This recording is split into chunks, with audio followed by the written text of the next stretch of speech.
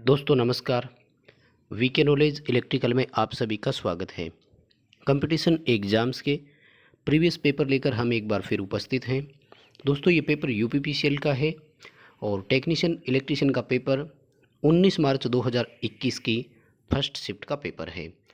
साथियों इसमें electrician trade theory से रिलेटेड 150 क्वेश्चन आए हैं और ये मास्टर क्वेश्चन पेपर है। इसमें आंसर दिए हुए हैं, लेकिन हम पूरी डिटेल से जानेंगे कि इसका उत्तर ये आया कैसे, इसलिए सभी क्वेश्चन को लास्ट तक आप ज़रूर देखना। दोस्तों डिस्क्रिप्शन में लिंक दिया हुआ है, आप हमारा ऐप डाउनलोड ज़रूर करें और टेलीग्राम को ज्वाइन करें। ऐप पर प्रैक्टिस टेस्ट इस तरह के चलते रहते हैं, तो आप ऐप को डाउनलोड ज़रूर करें।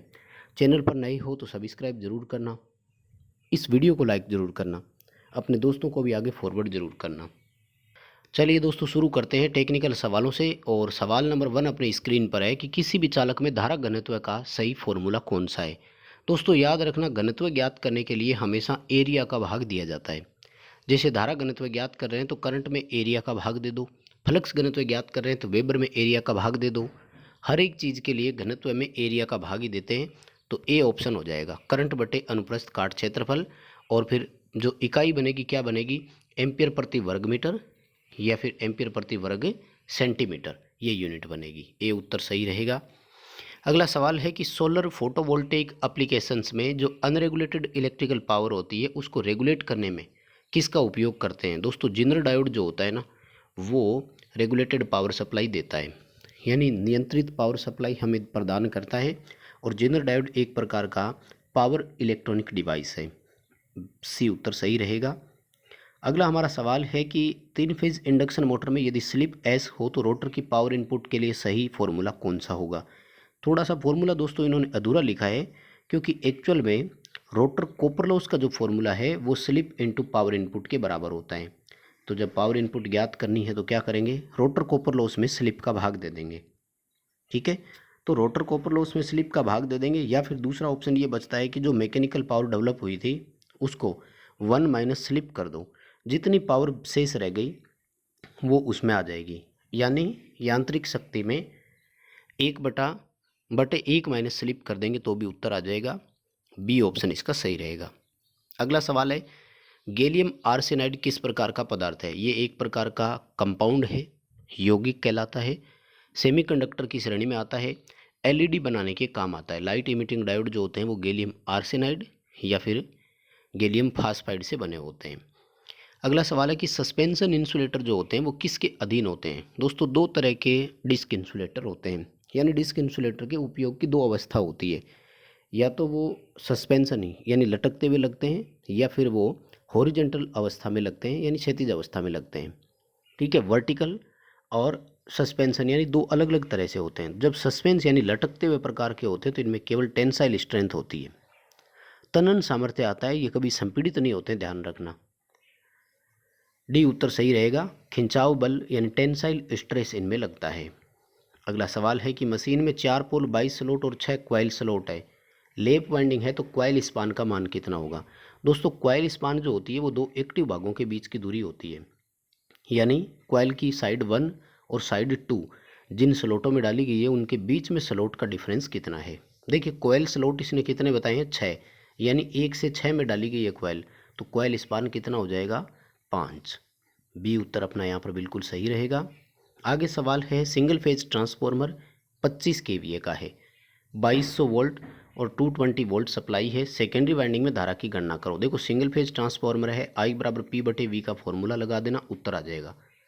25 केवीए का मतलब 25,000 वीए है, और सेकेंडरी की वोल्ट दिया है 220, 25,000 में 220 का भाग करना, उत्तर आएगा 113.64।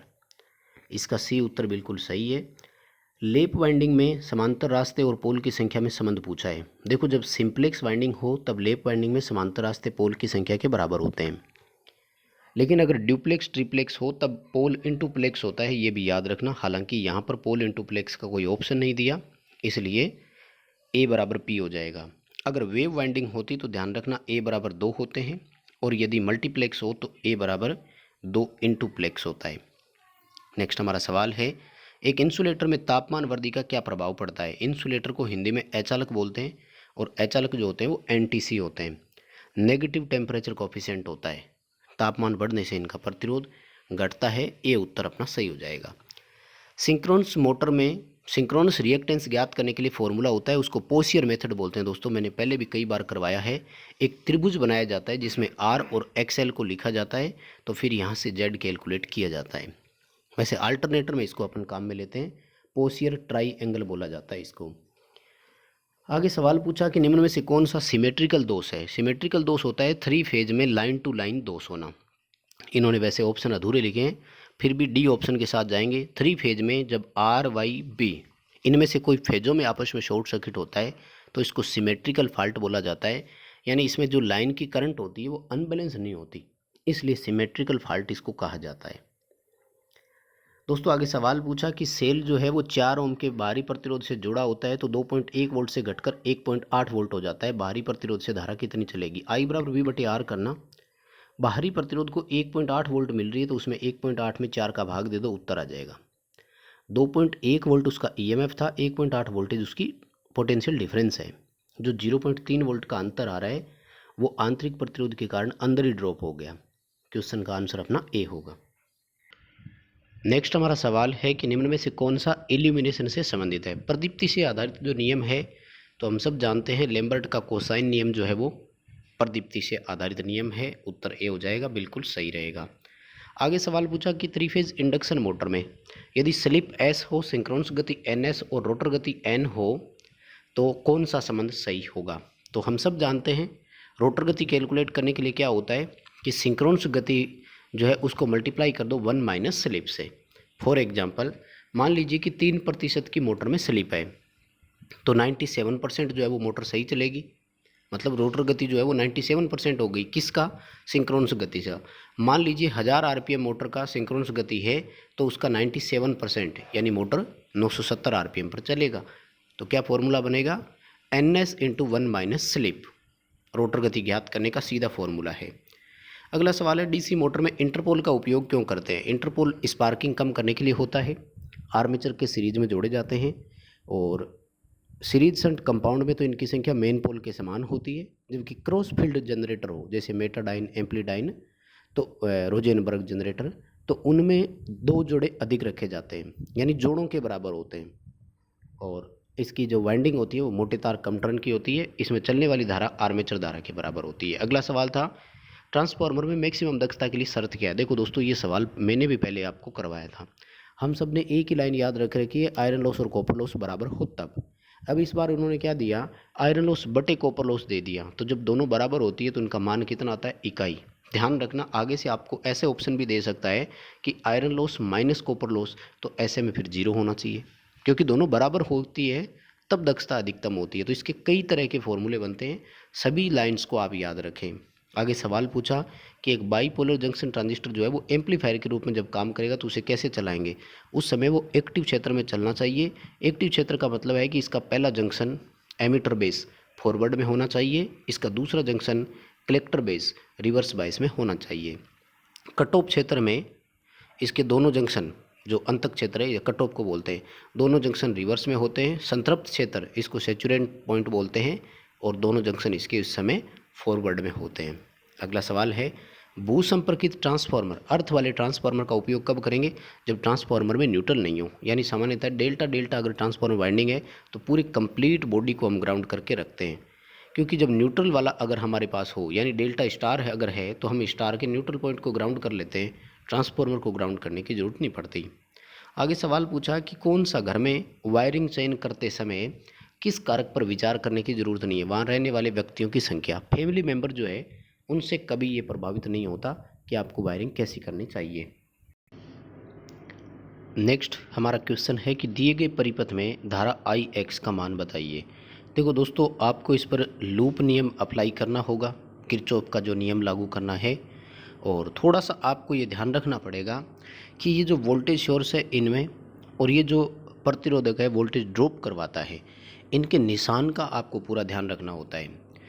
दोस्तों जब भी आप सोर्स EMF में प्लस से माइनस की ओर जाते हैं तो वो माइनस का EMF होता है, वहीं आप अगर रजिस्टर में प्लस से माइनस की ओर जाते हैं तो वो वोल्टेज को एक्चुअल में ड्रॉप कराता है। यानी अगर हम इस पूरे सिस्टम को देखें तो माइनस के 3 वोल्ट माइनस का 1 वोल्ट, और उसके बाद में ये जो 10 वोल्ट ड्रॉप हो रहा है ये बिल्कुल माइनस का आएगा। 10 वोल्ट क्या, सॉरी 10 ओम प्रतिरोधक पर ड्रॉप हो रहा है, तो I इंटू आर करना है, 10IX हो गया, बराबर क्या होना चाहिए, 0। तो -4 -10IX बराबर 0 हो गया। अब हम ट्रांसफ़र करेंगे तो 10IX जो है वो बराबर के बाद किसके हो जाएंगे, प्लस के, यानी -4 बराबर 10IX हो गया। जब IX कैलकुलेट करोगे तो -4/10 आएगा, और -4/10 को हल करने से 0.4 एम्पियर करंट आएगी माइनस की। 0.4 एम्पियर को अगर आप मिली एम्पियर में कन्वर्ट करके लिखते हैं तो 400 मिली एम्पियर ही बनेगा। उत्तर आएगा अपना ए। नेक्स्ट सवाल है, high pressure mercury vapour lamp किस प्रकार का लैंप है।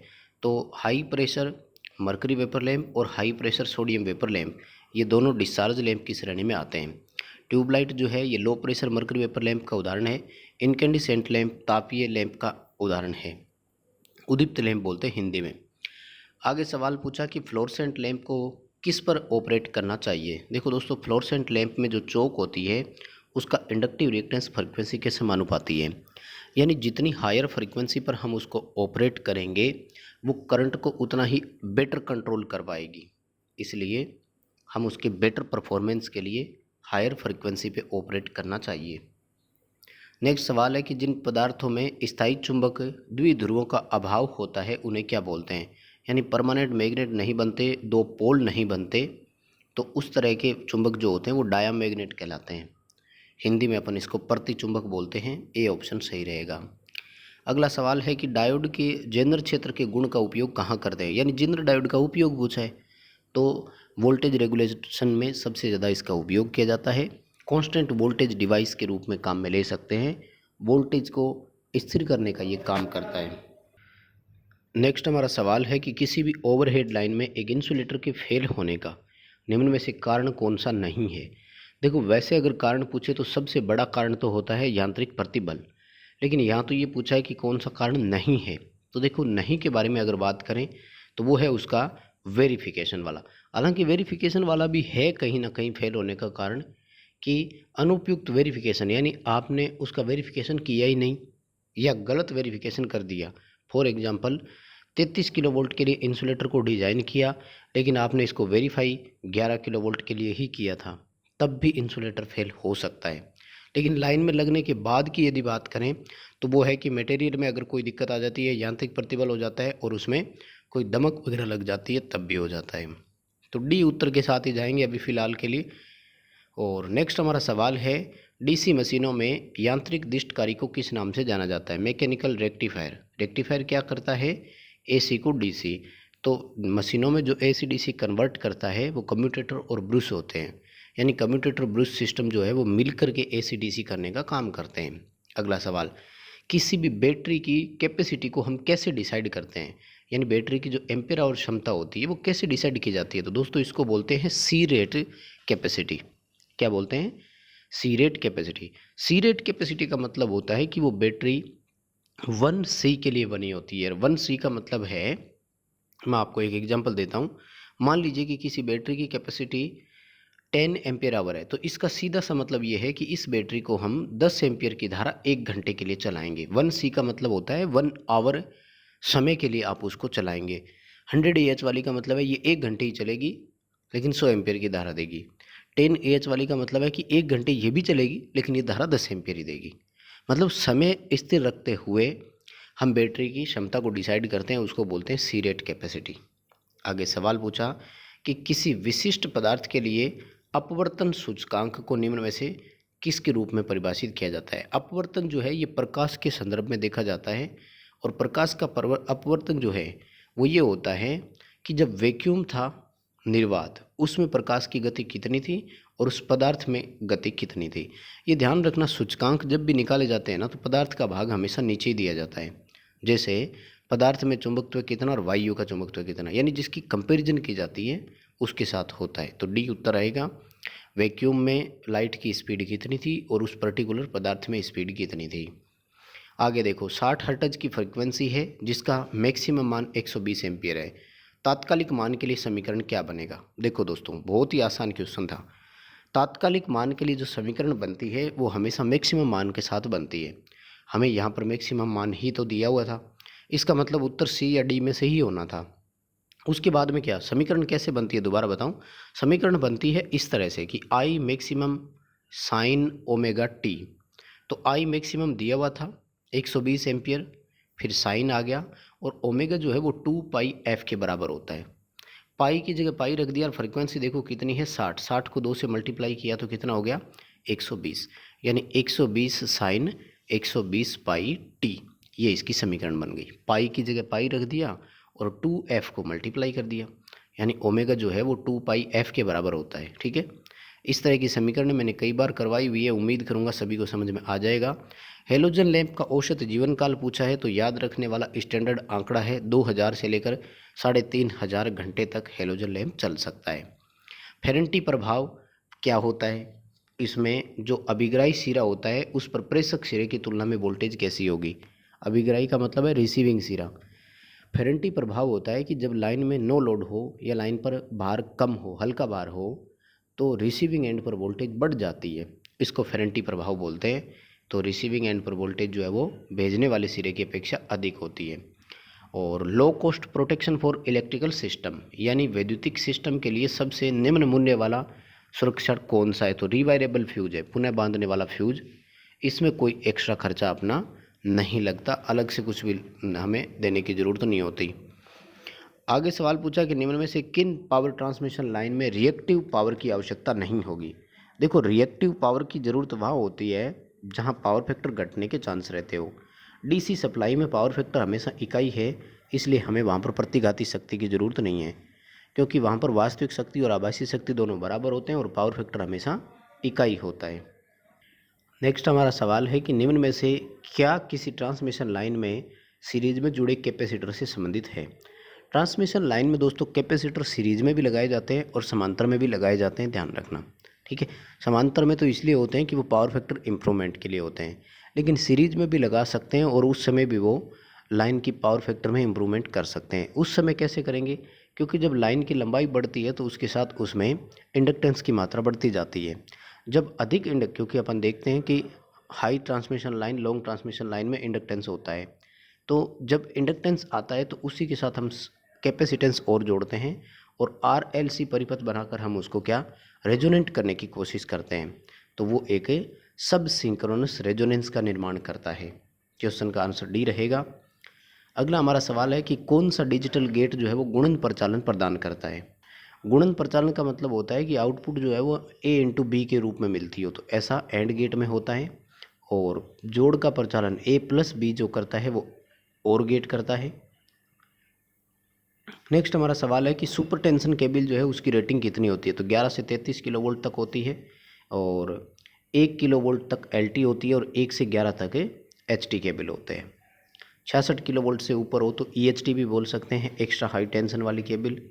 और आगे देखिए सवाल पूछा कि दिए गए परिपथ में VL का मान ज्ञात करें, यानी यहाँ पर आपको वैल्यूएशन कैलकुलेट करनी है। देखो भाई ये है सीधा सा कि जो V2 घटक है ना इसकी वैल्यू 3 वोल्ट है और ये एक ऐसा सोर्स है, यहाँ पर ध्यान रखना, ये जो इस तरह से दिखाया होता है ना, मतलब ब्रिज की आकृति में, तो ये खुद वोल्टेज सोर्स होता है। तो ये वोल्टेज सोर्स जो है वो 5 × V2 कर रहा है। अब हम सब जानते हैं V2 का मान हमें 3 वोल्ट दिया था, यानी ये V2 को 5 गुना कर रहा है, तो 5 गुना मतलब कितना हो जाएगा 15 वोल्ट। तो यहाँ पर हमें कितनी मिलेगी 15 वोल्ट मिलेगी, सीधी सी बात है। यानी ये V2 वैल्यू आई 3 वोल्ट और ये करंट सोर्स या वोल्टेज सोर्स इस तरह का है जो उस V2 को 5 गुना कर रहा है, तो यहाँ पर हमें 15 वोल्ट मिलेंगे आउटपुट के लिए। क्वेश्चन का आंसर 15 वोल्ट हो जाएगा। नेक्स्ट हमारा सवाल है कि पवन टरबाइन के MPPT कंट्रोल को के द्वारा प्राप्त नहीं किया जाता। इंग्लिश में विंड टरबाइन बोलते हैं। MPPT का पूरा नाम होता है मैक्सिमम पावर पॉइंट ट्रैकिंग और कंट्रोलिंग सिस्टम होता है। ये क्या करता है कि जो रोटर है उसको एक रेंज में स्पीड कंट्रोल करने का काम करता है। टारगेट होता है कि हम मैक्सिमम पावर जो है उसको ट्रैक कर पाएँ। रोटर की एंगुलर वेलोसिटी को ध्यान में रखते हुए एक रेंज के अंतर्गत वो वेरी करता है और ये सन ट्रैकर इसका जो टारगेट है वो नहीं होता। सन ट्रैकर वैसे भी ध्यान रखो PV सिस्टम का है, जो फोटोवोल्टेइक सिस्टम है उसका। बाकी मैक्सिमम पावर अपने को कंट्रोल करनी है। टिप स्पीड को भी ध्यान रखना है और हमें टॉर्क को भी इसमें कंट्रोल करना है। तो ये तीनों मेथड पवन टरबाइन के होते हैं, विंड टरबाइन के होते हैं। अगला सवाल है कि कौन सा कन्वर्टर डीसी के लिए उपयोग में लेते हैं। तो डीसी में जो कन्वर्टर होता है उसको चॉपर बोलते हैं। वैसे तो इन्होंने अधूरा ऑप्शन दिया है, डीसी टू डीसी कन्वर्टर लिखा है, और वैसे इसको अपन चॉपर बोलते हैं। चक्रीय कन्वर्टर जो होता है इसको साइक्लो कन्वर्टर बोलते हैं, और ये एसी को एसी कन्वर्ट करने के काम आता है, और डीसी को एसी जो करता है तो उसको अपन इन्वर्टर बोलते हैं। अगला सवाल है, 3 फेज इंडक्शन मोटर में स्लिप इकाई है तो रोटर की कंडीशन क्या है। रोटर बिल्कुल ब्लॉक कंडीशन में है, या फिर हम यूँ बोल सकते हैं कि रोटर रुकी हुई अवस्था में है, क्योंकि स्लिप का मान इकाई तभी होता है जब रोटर गति 0 हो। अगला सवाल है कि इलेक्ट्रोस्टैटिक इक्विपमेंट जो होते हैं इनका उपयोग किसके लिए करेंगे। इलेक्ट्रोस्टैटिक दोस्तों ध्यान रखना केवल वोल्ट मीटर होते हैं, और ये एसी में हाई वोल्टेज नापने के काम आते हैं। जैसे 132 केवी वोल्टेज का मेजरमेंट करना हो, 220 केवी का मेजरमेंट करना हो, तो हाई एसी वोल्टेज जब मेजरमेंट करना हो तो इसका उपयोग करते हैं। अगला सवाल, ट्रांसमिशन लाइन में कौन सा कथन बिल्कुल सही है। आपको चारों स्टेटमेंट पढ़ने पड़ेंगे, तभी हम डिफरेंस कर पाएंगे कि कौन सा सही और कौन सा गलत है। सी ऑप्शन इन्होंने दिया है, मैं सीधा एक्सप्लेन करता हूँ कि वोल्टेज कंट्रोल और रिएक्टिव पावर जो है वो कंट्रोल एक दूसरे से परस्पर संबंधित होते हैं। तो ये बिल्कुल सही है। जैसे जैसे हम वोल्टेज को कंट्रोल करते हैं रिएक्टिव पावर ऑटोमेटिक कंट्रोल हो जाता है। वैसे भी ध्यान रखना ट्रांसमिशन लाइन है तो इसमें जो पावर फैक्टर वगैरह होते हैं ये पहले से ही फिक्स होते हैं। लाइन में जो पावर फैक्टर में वेरिएशन है वो बहुत कम आता है, क्योंकि बड़ी लाइनें होती है तो इन लाइन की खुद की कैपेसिटेंस बहुत होती है। अगला सवाल, फ्री व्हीलिंग डायोड का उपयोग में संग्रहित ऊर्जा को मुक्त करने के लिए करते हैं। दोस्तों इसको फ्री व्हीलिंग डायोड या फ्लाई बैक डायोड के नाम से भी जानते हैं। एक्चुअल में क्या होता है कि जब भी एक इंडक्टर को स्विच ऑन करवाया जाता है तो हाई इंडक्टेंस के कारण इसमें एक जो स्टोरेज एनर्जी होती है इलेक्ट्रोमैग्नेटिक एनर्जी, उस एनर्जी को हम फ्री करवाना चाहते हैं ताकि सर्किट में कोई स्पार्किंग वगैरह ना हो। तो इसके लिए इसके आर पार यानी एक समांतर में हम डायोड संयोजित करते हैं। उसको fly wheel diode, fly back diode या फ्री व्हील डायोड के नाम से जानते हैं। तो ये इंडक्टर की ऊर्जा को मुक्त करने के लिए होता है। डी ऑप्शन अपना इसमें सही रहेगा। अगला हमारा सवाल है कि उस आवधिक वोल्टेज का आरएमएस मान क्या होगा जिसका समान समय अंतराल के लिए जो अचानक मान है वो एक के बाद बदलता रहता है। तो दोस्तों हम सभी जानते हैं कि जो अचानक मान बदलते हैं उसको तात्कालिक मान बोलते हैं। तात्कालिक मान के वर्गों का औसत करके वर्गमूल निकाला जाता है, उसी को आरएमएस मान बोलते हैं, क्योंकि रूट मीन स्क्वायर। तो करना क्या होगा आपको, देखो 0 से लेकर के 60 तक मान बढ़ता गया, तो ये जो अपना है ये यहाँ तक सर्किट कंप्लीट हो गया। आपको इतनी दूर का ही औसत मान लेना है, ध्यान रखें, बाकी दूर का औसत मान लेने की ज़रूरत नहीं है। ये इन्होंने क्या किया है, अपने को पूरे कंप्लीट साइकिल तक के लिए मान दिया है, ठीक है ना। तो हमें क्या करना है, इसके आधे चक्कर का मान लेना है, यानी 180 डिग्री तक का मान लेना है। इतनी दूर का पॉजिटिव हाफ साइकिल का मान हम लेंगे। पॉजिटिव हाफ साइकिल का मान देखो 0 से स्टार्ट हुआ दोस्तों, 60 तक पीक वैल्यू आई, फिर घटने लग गया और 5 तक आई। अब इस 0 को छोड़ देना है, ये आप ध्यान रखें, क्योंकि ये 0 तो हमने स्टार्टिंग में ले लिया, इस 0 को दोबारा नहीं लेना है। और माइनस की 5 वोल्ट, माइनस की 10 वोल्ट, तो ये नेगेटिव में चली गई, ठीक है। अब देखो यहाँ तक जब आप संख्याओं को काउंट करेंगे ना, तो इन सब का स्क्वायर करना। जैसे 0 का तो 0 ही आएगा, प्लस 5 की 25 आएगी, फिर 100 plus 400 plus 2500 plus 3600 plus 2500 plus 400, इस तरह से जोड़ना है और इन सब का योग करके इनमें भाग देना। और देखो दोस्तों ये संख्या आएगी 10। यहाँ से काउंट करना और इस 5 वोल्ट तक काउंट करनी है आपको, ठीक है ना। कैलकुलेशन करके अपने उत्तर का मिलान करना, आंसर आएगा 31.06 वोल्ट। तो डी उत्तर कर देंगे अपने, 31 वोल्ट आ जाएगा। करना क्या है दोबारा देख लो, इस 5 वोल्ट तक इन सभी मानों का वर्ग करना है, जोड़ना है, उनमें संख्याओं का भाग देना है जो 10 है, फिर उसका स्क्वायर रूट निकालना है, यानी वर्गमूल कैलकुलेट करना है। अगला सवाल, फेरोमैग्नेटिक पदार्थ है, यदि तापमान में वृद्धि होगी तो उसकी चुंबकशीलता पर क्या प्रभाव पड़ेगा। ताप बढ़ने से इनकी चुंबकशीलता हमेशा घटती है, ताप के साथ वेरी करती है, और उल्टा चलता है, घटती ही है। जिस तापमान पर ये फेरोमैग्नेट पेराचुंबक बन जाते हैं उसको क्यूरी तापमान भी कहा जाता है।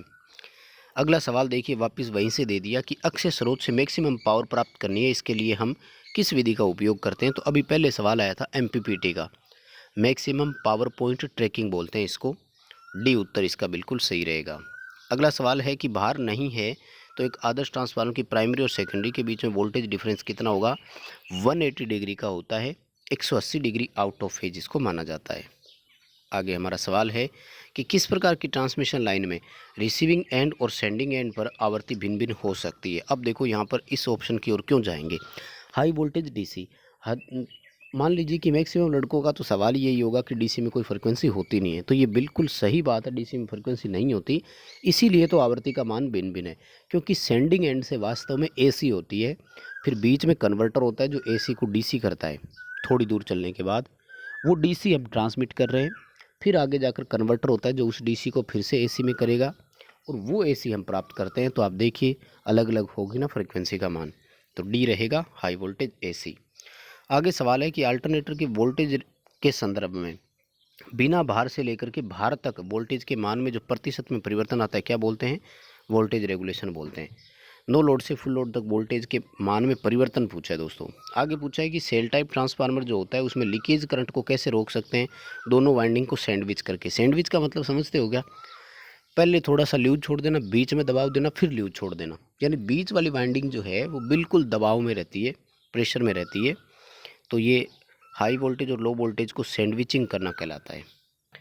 अगला हमारा सवाल है कि इनकेंडिसेंट लैंप का जो ग्लास एनवल्प होता है उसमें क्या क्या चीज़ें होती है। हिंदी में इसको उद्दीप्त लैंप बोलते हैं और इसमें नाइट्रोजन और आर्गन का मिश्रण भरा जाता है गैसों में।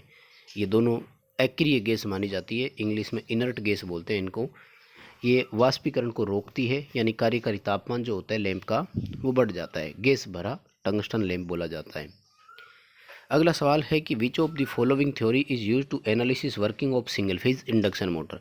सिंगल फेज इंडक्शन मोटर में जो होती है थ्योरी उसको क्रॉस फील्ड थ्योरी के नाम से जाना जाता है। डिटेल से आप जब नेट पे सर्च करेंगे तो आपको पूरी डिटेल मिल जाएगी। क्रॉस फील्ड थ्योरी वास्तव में वही है कि मोटर में जो पल्सेटिंग मैग्नेटिक फील्ड बनता है जिसके कारण रोटर स्टार्ट नहीं हो पाता है, फिर हमें दो फेज वहाँ पर जनरेट करने पड़ते हैं, फेज को स्प्लिट करना पड़ता है, इसी को क्रॉस फील्ड थ्योरी बोला जाता है। अगला सवाल, एन टाइप पदार्थ बनाने के लिए जो अशुद्धि मिलाते हैं उसमें संयोजी इलेक्ट्रॉन कितने होते हैं, तो 5 होते हैं। और पी टाइप में जो मिलाते हैं उसमें संयोजी इलेक्ट्रॉन 3 होते हैं। अगला सवाल, सेपरेटली एक्साइटेड जनरेटर जो है उसमें प्राइम मूवर सीधा सीधा किससे जुड़ा होगा। देखो फील्ड को तो बाहरी डीसी से उत्तेजित करेंगे, तो जो प्राइम मूवर है वो सीधा आर्मेचर के साथ जुड़ा होता है और वो आर्मेचर को गति करता है, सीधा चलाता है आर्मेचर को। अगला सवाल है कि एक इनफाइनाइट बस जो होती है उसमें कौन सी दो मात्रा समान रहती है, तो वो है वोल्टेज और फ्रीक्वेंसी। वोल्टेज कांस्टेंट रहते हैं, फ्रीक्वेंसी कांस्टेंट रहती है, हमेशा ध्यान रखना। और अनंत बस बार बोलते हैं जो ग्रिड की बस बार होती है ना, जिससे आप कितनी वोल्टेज के लिए जोड़ सकते हो, कितनी फ्रीक्वेंसी के लिए भी जोड़ सकते हो। वोल्टेज और फ्रीक्वेंसी हमेशा कांस्टेंट रहती है। खैर इस पर हम पहले भी कई बार बात कर चुके हैं। अगला सवाल है कि विस्तृत अशुद्धियाँ जिन्हें हम ग्राही यानी एक्सेप्टर बोलते हैं, तो एक्सेप्टर जो होते हैं वो 3 संयोजी होते हैं और पंच संयोजी जो है इनको दाता परमाणु कहा जाता है, डोनर अशुद्धि बोला जाता है। महासागरीय ऊर्जा का रूप कौन सा नहीं है, तो देखिए वाष्प ऊर्जा, स्टीम वाली जो है वो महासागर से नहीं मिलती, टाइडल मिलती है, वेव मिलती है और महासागरीय थर्मल मिलता है हमें। ठीक है। अगला सवाल है, डीसी सिग्नल को एसी सिग्नल में रूपांतरित करना है, डीसी को एसी में करने वाले को इन्वर्टर बोलते हैं हम। ठीक है, सिंपल सा ये, डीसी को डीसी करने वाला चॉपर, रेक्टिफायर जो है वो एसी टू डीसी करता है और एसी वोल्टेज को रेगुलेट करने के लिए हम जेनर डायोड लगाते हैं या वोल्टेज रेगुलेटर लगाते हैं। अगला सवाल है कि इन्वर्टर में जो बैटरी होती है वो किससे जुड़ी होती है, इन्वर्टर के सीधे सीधे इनपुट से जुड़ी होती है। यानी हम वास्तव में जो इनपुट सप्लाई देते हैं ना, जिस इन्वर्टर में इनपुट मिलती है तो वो सीधे सीधे बैटरी के पास ही जाती है जिससे बैटरी चार्ज होती है। अगला सवाल है, निम्न में से कौन सा एल्यूमिनियम इलेक्ट्रोलाइट प्रकार का कैपेसिटर है, तो एल्यूमिनियम जो इलेक्ट्रोलाइटिक होता है वो वास्तव में डीसी सप्लाई पर उपयोग होने के लिए होते हैं। बाकी टेंटालम और फिल्म कैपेसिटर प्रकार के जितने भी होते हैं ये एसी में यूज होते हैं इलेक्ट्रोलाइट कैपेसिटर। इनकी डिटेल आपको कहीं ना कहीं पढ़नी पड़ेगी। अगला सवाल, डीसी मोटर में फैराडे और लेंज के नियम के संबंध को यदि हम एक त्रिभुजाकार फ्लक्स वेव पर अनुप्रयोग करें तो इसका परिमाण क्या होगा। देखो अगर वेव त्रिभुजाकार की होगी ना तो हमें आउटपुट में जो मिलेगी वो आयताकार पल्सेटिंग वोल्टेज मिलेगी। इसका भी एक रीज़न होता है, खैर बाद में बात करेंगे, आगे डिटेल कभी आएगी। अगला सवाल है कि किसी सोलर पीवी का पीवी वक्र कैसा होता है। अब यहाँ पर दोस्तों कंफ्यूज कर दिया, पहला पीवी जो है ये तो है फोटोवोल्टेइक, यानी किसी सोलर फोटोवोल्टेइक सेल का, और आगे जो पीवी है ये है पावर और वोल्टेज का कर्व कैसा होता है। दोस्तों इस कर्व को आप जब सर्च करेंगे तो आपको मिल जाएगा, ये हमेशा अरैखिक होता है। यानी पहले जब ओपन वोल्टेज होती है उस समय पावर अलग मानी जाती है, फिर वोल्टेज घटने लग जाती है क्योंकि बाहर बढ़ता है, तो उस समय फिर पावर भी डाउन आती है। क्योंकि अरैखिक चलता है, अरेखीय मानते हैं अपन इसको। अगला सवाल, डीसी जनरेटर के समांतर प्रचालन के लिए कौन सी एक स्थिति नहीं है? देखो, वोल्टेज रेगुलेशन एक बराबर हो, वोल्टेज रेटिंग एक बराबर हो, प्रतिशत गति रेगुलेशन एक जैसा हो, ऑपरेटिंग टेम्परेचर एक जैसा हो, इसकी कोई ज़रूरत नहीं है। ठीक है, प्रचालन तापमान हो सकता है जनरेटर दोनों का अलग अलग हो। अगला सवाल है कि किसको एक अचालक के रूप में उपयोग कभी नहीं करेंगे? तो तांबा जो है वो चालक के रूप में उपयोग होता है, एज ए कोर अपन इसको काम में लेते हैं।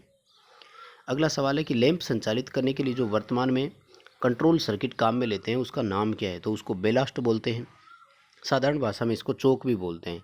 तो चोक या बेलास्ट इसी का दूसरा नाम है।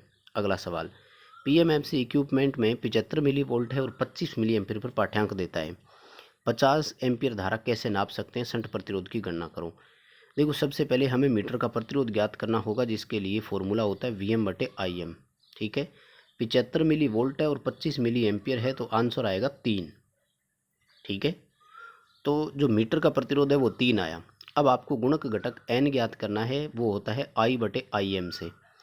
50 एम्पीयर धारा नापनी है, 25 मिली एम्पीयर है, तो सीधा सीधा 2 किलो हो गया, एक तरह से 2000 उत्तर आ जाएगा। 2000 को जब आप 3 से मल्टीप्लाई करते हैं तो लगभग आपका आंसर कितना आएगा? तो जो गुणक घटक अपना निकल कर आएगा वो लगभग 2000 आएगा। शंट प्रतिरोध ज्ञात करने के लिए फॉर्मूला क्या होता है? RSH/N-1। देखो, शंट का जो RM/N-1 यानी मीटर का प्रतिरोध कितना है? तो मीटर का प्रतिरोध आया 3, और 3 में आप 1999 का यानी लगभग 2000 का भाग देते हैं तो उत्तर आएगा 1.5 मिली ओम। कैलकुलेशन करके आप इसका मिलान जरूर करना। नेक्स्ट हमारा सवाल है कि ज्वार किसके कारण उत्पन्न होता है? दोस्तों, ये समुद्री ऊर्जा है और इंग्लिश में इसको अपन टाइडल एनर्जी बोलते हैं। समुद्र से ऊर्जा प्राप्त करने की ये विधि होती है और टाइडल एनर्जी के नाम से इसको जाना जाता है। ज्वार जो होता है दोस्तों, वो अमावस्या और पूर्णिमा को सबसे अधिक आता है, इसलिए चंद्रमा और सूर्य का जब आपस में ग्रेविटी के कारण खिंचाव होता है तो उस समय यह अधिक होता है। यानी चंद्रमा जो है वो पूर्णिमा को होता है और सूर्य का जो प्रकाश तेज है वो अमावस्या को रहता है। तो अमावस्या और पूर्णिमा पर ज्वार सबसे अधिक आता है और उस समय हम ऊर्जा की अधिक मात्रा इससे प्राप्त कर सकते हैं। अगला सवाल हमारा, किसी भी मितव्ययी विद्युत शक्ति प्रणाली संचालन में हानि गुणांक को किसके लिए प्रयोग किया जा सकता है? मितव्ययी का मतलब है यहाँ पर economic electrical power transmission system दोस्तों। तो इकोनॉमिकल पावर ट्रांसमिशन के लिए जो हानि गुणांक जो होता है वो सभी प्रकार के लोड के लिए हमेशा गणना किया जाता है। यानी उस पर्टिकुलर ट्रांसमिशन लाइन पर किस तरह की लोडिंग होगी, किस तरह का भार होगा, ये सब लाइन और सब लोड के लिए हमेशा गणना की जाती है। अगला हमारा सवाल है कि निम्नलिखित में से क्या एक फैक्ट का उदाहरण है? फैक्ट उपकरण है, सॉरी दोस्तों। फैक्ट होता है ट्रांसमिशन लाइन में, इसका पूरा नाम होता है फ्लेक्सिबल AC ट्रांसमिशन सिस्टम। यानी AC ट्रांसमिशन सिस्टम में जो उपकरण काम में लिए जाते हैं वो काफ़ी लंबी चौड़ी लिस्ट होती है। मैं आपको एक बार सभी दिखा देता हूँ, आइए चर्चा करते हैं। देखिए दोस्तों, ये होते हैं फैक्ट के उपकरण, आपको अच्छे से समझ में आ रहे होंगे, स्क्रीन पर लिखे हुए हैं। 4 तरह के टोटल फैक्ट उपकरण होते हैं। फैक्ट का मतलब flexible AC transmission system, alternating current transmission system. 4 तरह के होते हैं। कौन कौन से? सीरीज शंट और सीरीज। यानी अगर अपन इनमें प्रकारों के आधार पर आगे और देखें तो सीरीज के रूप में होता है TCSC यानी थायरिस्टर कंट्रोल सीरीज कैपेसिटर। उसके बाद में आता है SSSC static synchronous series compensator. वहीं शंट के रूप में आता है SVC यानी स्टैटिक VAR कंपनसेटर और स्टेटकॉम यानी स्टैटिक सिंक्रोनस कंपनसेटर। तो अपने को इनमें से कौन सा ऑप्शन वहाँ पर दिया हुआ है ये देखना पड़ेगा। सीरीज शंट के रूप में जो होता है वो है UPFC यानी यूनिफाइड पावर फ्लो कंट्रोलर और इंटरलाइन पावर फ्लो कंट्रोलर। ठीक है, ये टोटल होते हैं 4 और बाकी भी इसमें कई तरह के दिए हुए हैं। तो टोटल अपन को ऑप्शन के अकॉर्डिंग वहाँ पर देखना होगा। तो यहाँ पर आप देखिए ऑप्शन में अपन को स्टेटकॉम दिया हुआ है यानी स्टैटिक सिंक्रोनस कंपनसेटर अपन को दिया हुआ है यहाँ पर। ठीक है, तो ये कर देंगे, बाकी इनमें से कोई भी उपकरण है नहीं। डिटेल से कभी इनकी थ्योरी की क्लास में ज़रूर दूंगा। आगे देखिए टॉपिक, कौन सी वायरिंग सबसे अधिक महंगी है? तो सबसे ज़्यादा महंगी जो है वो अपनी कंड्यूट पाइप वायरिंग होती है दोस्तों, बाकी सभी से तुलना करने पर, क्योंकि इसमें जंक्शन बॉक्स, एल्बो वगैरह वगैरह बहुत सारे ऊपर भी इक्विपमेंट यूज करने पड़ते हैं। अगला सवाल है कि किसी भी बैटरी में प्रयोग करने की धारिता ज्ञात करने योग्य निम्न में से किस शब्दावली का उपयोग करते हैं। देखो क्वेश्चन वास्तव में कन्फ्यूजन है। कन्फ्यूजन ये है कि हम वास्तव में एक बैटरी के लिए शब्दावली जो उसकी धारिता होती है वो डिस्चार्जिंग रेट से करते हैं हमेशा। हम ये कहते हैं कि कितने एम्पीयर की धारा कितने घंटे तक हम इसमें ली, हमारा ये टारगेट होता है। लेकिन दोस्तों एक अच्छी चीज़ यहाँ पर ये है कि ये जो डिस्चार्जिंग की डेप्थ, निस्सरण की गहराई, ये दिया हुआ है ना, ये भी सही है। डेप्थ ऑफ गहराई का मतलब है हम ये भी देखते हैं कि इस बैटरी को हमें कितनी गहराई तक डिस्चार्ज करना है। गहराई तक मतलब कितने समय तक इसको हम डिस्चार्ज करना है। जैसे for example lead acid battery है तो हमें 1.8 वोल्ट तक ही इसको डिस्चार्ज करना है, इससे नीचे तक नहीं करना। अगर इसके आपेक्षिक घनत्व की मैं बात करूँ तो 1.18 आपेक्षिक घनत्व तक की डिस्चार्ज करना है। यानी स्पेसिफिक ग्रेविटी अगर 1180 से नीचे चली जाती है तो हमें बैटरी को डिस्चार्ज नहीं करना चाहिए, ये भी हमें दिया जाता है। तो इसका ये बिल्कुल सही ऑप्शन है, depth of discharge rate. Discharge की गहराई तक हम हमेशा जाते हैं। यहाँ पर ये प्रयोग करने योग्य धारिता पूछ रहा है ना कि आपको कहाँ तक बैटरी को उपयोग करना है, ये पूछ रहा है। तो ये हमेशा डेप्थ ऑफ डिस्चार्ज ही जाएगा, डिस्चार्ज की गहराई के साथ ही जाएगा, इसलिए ये डी उत्तर इसका बिल्कुल अब सही लग रहा है हमें। आगे देखो सवाल, निम्न में से किसका उपयोग इलेक्ट्रिक पावर प्रणाली में लोड फ्लो की गणना के लिए उपयोग नहीं किया जाता। दोस्तों इसके लिए तो मैं पहले आपको उत्तर बता देता हूँ और फिर पूरी डिटेल से बताता हूँ। 3 विधियाँ काम में लेते हैं पावर फ्लो की गणना करने के लिए। 3 विधियाँ हैं कौन कौन सी? न्यूटन रेप्सन मेथड, हिंदी में NR मेथड के नाम से जानते हैं, शॉर्ट में। दूसरा है फास्ट डीकपल लोड फ्लो, यानी तीव्र अपयुग्मन लोड प्रवाह। और तीसरी होती है गोसेज सीडल यानी GS मेथड के नाम से जानते हैं। तो मैक्सिमम पावर ट्रांसफ़र जो मेथड है ये लोड फ्लो की गणना के लिए नहीं है। चलिए इसकी मैं थोड़ी सी डिटेल आपको और शेयर कर देता हूँ। दोस्तों चीज़ें निकालने के लिए हम आपके लिए बहुत मेहनत करते हैं, ऐसे ही नहीं है, हम हर एक चीज़ की डिटेल जानने का प्रयास करते हैं। अब देखिए ये क्वेश्चन आपके लिए पूरी डिटेल से हम सोल्व करके लाए हैं और इसे एक क्वेश्चन की वजह से मैंने क्वेश्चन पेपर को रोके रखा था।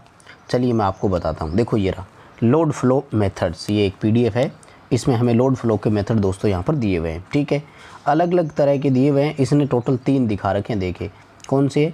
The most important load flow methods are categorized as, यानी मोस्ट जो इंपॉर्टेंट है वो कौन सी है? 3। सबसे पहला देखो ये रहा Gauss Seidel method, D option में था। Newton Raphson method A option में था। और फास्ट डीकपल्ड मेथड ये अपना B ऑप्शन में था। तो C option maximum power transfer दिया हुआ था वो नहीं था। गॉस सीडल, न्यूटन रेप्सन और फास्ट डीकपल मेथड, ये टोटल 3 है। अब इनकी यहाँ पर दोस्तों डिटेल भी दी है कि गॉस सीडल मेथड में अपन कैसे कैलकुलेट करते हैं पावर फ्लो को, मतलब P और Q रेशो को अपन किस तरह से लेंगे। इसी तरह से न्यूटन रेप्सन मेथड भी पूरी डिटेल से इन्होंने दिया है। ठीक है दोस्तों, ये इंग्लिश में है और कभी इनकी थ्योरी की क्लास आपके लिए ज़रूर लगा देंगे, तभी पूरी चीज़ें समझ में आएगी। ठीक है दोस्तों, अभी ये 3 मेथड के अपन ने नाम देख लिए तो कन्फर्म हो गया। तो ये बिल्कुल हमारा यहाँ पर सही है कि मैक्सिमम पावर ट्रांसफ़र नाम की विधि जो है वो लोड फ्लो गणना करने के लिए काम में नहीं आती। न्यूटन रेप्सन मेथड आ रहा है, फास्ट अपलोडिंग मेथड भी, डीकपल मेथड भी आ रहा है और गॉस सीडल मेथड भी आ रहा था। आगे देखिए दोस्तों, किसी DC मशीन में मेन पोल की संरचना कहाँ होती है? स्टेटर पर होती है। और स्टेटर यहाँ पर बॉडी को ही बोलते हैं एक तरह से। बॉडी के अंदर का जो भाग होता है वो स्टेटर है, वहीं पर होते हैं मेन फील्ड पोल। बीच में आर्मेचर होता है, आर्मेचर रोटेट करता रहता है। अगला सवाल है कि एक DC सीरीज मोटर को यदि AC दे दें तो क्या होगा? मोटर जलेगी तो नहीं, लेकिन मोटर का जो टॉर्क होगा वो पल्सेटिंग और यूनिडायरेक्शनल टॉर्क होगा, एक दिशीय देगा क्योंकि उसमें कम्यूटेटर लगा हुआ है। और आगे सवाल पूछा कि चुंबकीय रूप से जो सॉफ्ट मटेरियल होते हैं उनमें क्या होता है? तो उनकी परमेबिलिटी अधिक होती है दोस्तों। चुंबकशीलता जो है वो उच्च होती है, तो उच्च चुंबकशीलता के कारण वो आसानी से चुंबकित तो हो जाते हैं, लेकिन उनकी जो धारण क्षमता रिटेंटिविटी होती है वो कम होती है, इसलिए वो परमानेंट मैग्नेट बनते नहीं हैं। तो सॉफ्ट मैग्नेटिक मटेरियल जो होते हैं उनमें उच्च चुंबकशीलता होती है। अगला सवाल हमारा, 3 फेज़ प्रेरण मोटर की गति किसके द्वारा कंट्रोल कर सकते हैं? तो सॉरी दोस्तों, एक बार अपन 75 क्वेश्चन तक की लेंगे। पार्ट 1 में 75 क्वेश्चन अपन करेंगे और 76 से लेकर के 150 तक आपको इसके पार्ट 2 में मिलेंगे। यानी टोटल हमारे 8 पेपर हुए थे दोस्तों, तो आपको 16 वीडियो के रूप में इनके पेपर हम प्रोवाइड करवाएंगे। वीडियो काफ़ी लंबा हो जाता है, तो अभी के लिए अपन इतना ही करेंगे। पार्ट 2 के लिए चैनल को सब्सक्राइब कर लो, नोटिफिकेशन बेल आइकन प्रेस कर लो। जैसे ही पार्ट 2 अपलोड होगा आपको तुरंत उसका नोटिफिकेशन मिल जाएगा। हमारा ऐप डाउनलोड ज़रूर करना और डिस्क्रिप्शन में लिंक दिया हुआ है टेलीग्राम का, वो ज़रूर ज्वाइन करना। ऐप का भी लिंक डिस्क्रिप्शन में दिया हुआ है। चैनल सब्सक्राइब ज़रूर करना।